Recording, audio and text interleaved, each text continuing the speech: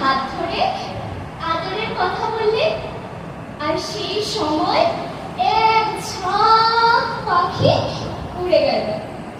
এ তো তাদের পাখার শব্দ।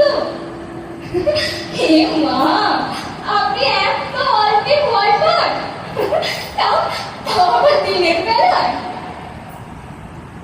দেখুন, উত্তর দিক থেকে এই সময় হাঁসগুলো সব নদীর পাড়ে চড়তে আসে, ঝাঁকে ঝাঁকে। হ্যাঁ, তুমি ঠিকই বলেছ। এই তো চরে বসছে কত হাঁস, হয়তো ওদেরই গানার আওয়াজ। কিন্তু সন্ধে করেই কেমন সব অন্যরকম হয়ে যায় না?